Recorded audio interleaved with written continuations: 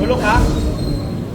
Madali yun. Back to basics. Madali yung plus double. This is grappling, you really have to get as close as you can. Pinakita ko kay TJP na I want to use my entire body. The moment I am squatting in a squatting position, I have my legs activated, my focus, and my upper body activated. For me to use my mid muscles, kailangan ko ilapit talaga.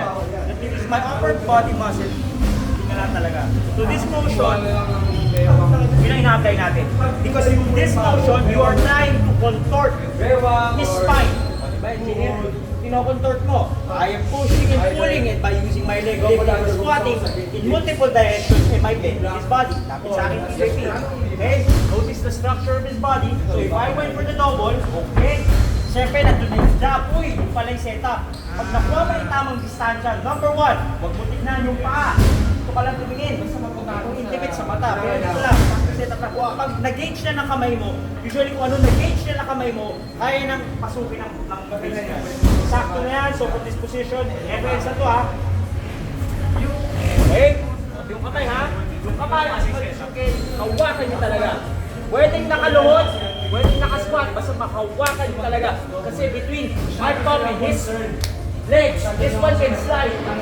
Okay, lalo na kung bagong kahit, ayok na, di ba? So, huwag talaga. Right?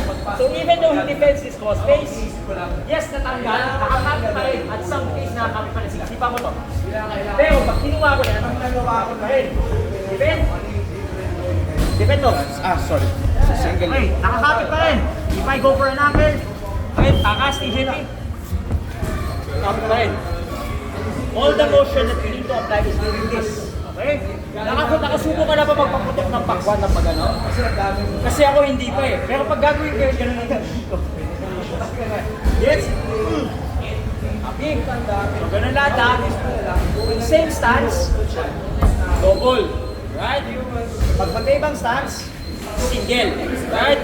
Now, this is not textbook. This is just being practical.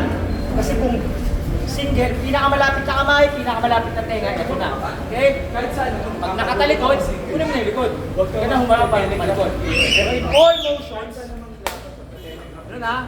So pag nabigyan ka ng opportunity na magpaputok ng pakwan,